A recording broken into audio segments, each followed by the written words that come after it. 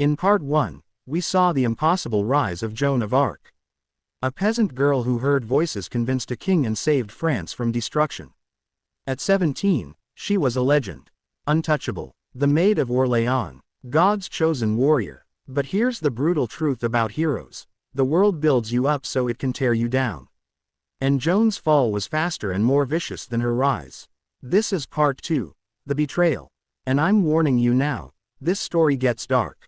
After the coronation of King Charles VII, Joan should have been celebrated, honored, rewarded for everything she'd done. Instead, she became a problem. The French court, nobles, advisors, and military commanders, they never really accepted her. How could they? She was a peasant, an illiterate farm girl who had more influence over the king than men who'd spent their entire lives in politics and war. They tolerated her when France was losing, when they were desperate, but now that the English were in retreat and Charles was crowned, they didn't need her anymore, and they certainly didn't want her. Joan wanted to keep fighting, push the English completely out of France, finish what she started, but the king's advisors convinced Charles to pursue peace negotiations instead. Diplomacy, not war. Politics, not divine mission. Joan was furious. God didn't send me to sit in a castle while France is still occupied, she said. But Charles was tired of war. More importantly, he was starting to fear Joan's power. What if people started listening to her more than they listened to him? What if this peasant girl decided she didn't need a king at all? So Charles did what weak men do when they feel threatened. He pulled away. He stopped giving Joan troops, stopped funding her campaigns, stopped listening to her. Joan, desperate to continue her mission, started leading smaller and smaller forces. Rogue campaigns, battles the king didn't approve. She was becoming a liability.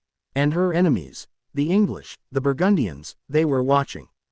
Waiting. May 23, 1430.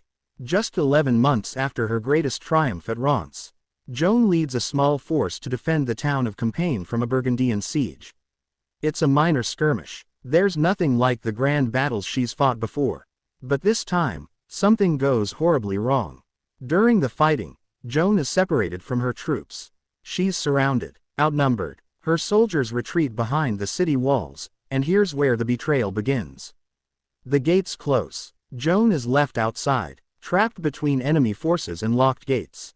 Some historians say the gates closed by accident, a panicked decision in the chaos of battle. Others believe it was deliberate, that someone inside Compiègne wanted Joan captured. Either way, the result is the same. Joan fights desperately, trying to cut her way back to the gates. But there are too many. A Burgundian archer pulls her from her horse. Soldiers swarm her. She's captured. The Maid of Orléans, the warrior who seemed invincible, is now a prisoner.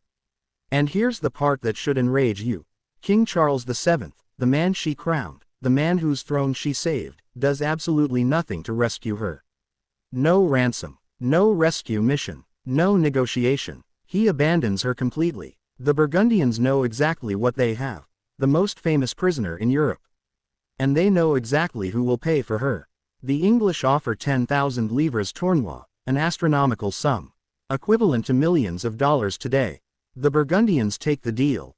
Joan of Arc is sold like livestock to her worst enemies. The English don't just want Joan dead. They want her destroyed, humiliated, proven to be a fraud. Because here's the problem. Joan led French armies to victory after victory, claiming she was sent by God. If she really was sent by God, that means God wanted the English to lose. That means their entire war, their claim to the French throne, goes against divine will. They can't accept that, so they need to prove she wasn't sent by God. They need to prove she was a heretic, a witch, a servant of the devil.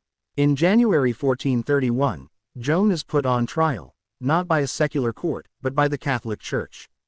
The trial is held in Rouen, an English-controlled city. The judges, all loyal to England. The bishop leading the trial, Pierre Cauchon, is being paid by the English crown. This isn't a trial, it's an execution with paperwork. They interrogate Joan for months.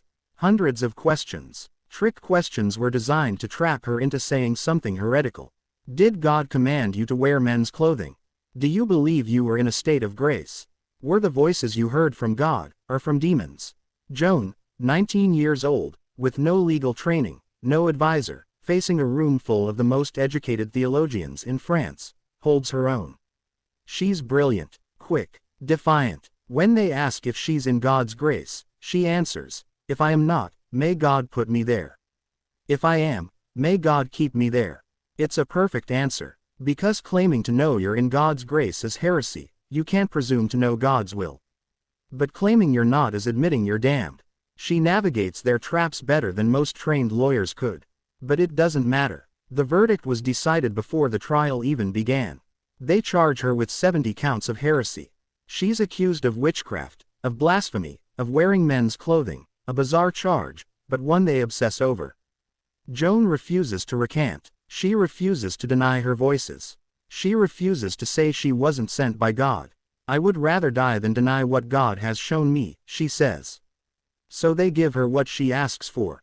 On May 30, 1431, Joan of Arc was sentenced to death by burning. 19 years old, the girl who saved France is going to be burned alive in front of a cheering crowd. But what happens at her execution is so disturbing, so impossible, that 800 years later, people still can't explain it. They tied her to a stake. They lit the fire. And then something went horribly wrong. Her body refused to burn. Specifically, her heart and internal organs wouldn't burn, no matter how hot the flames got.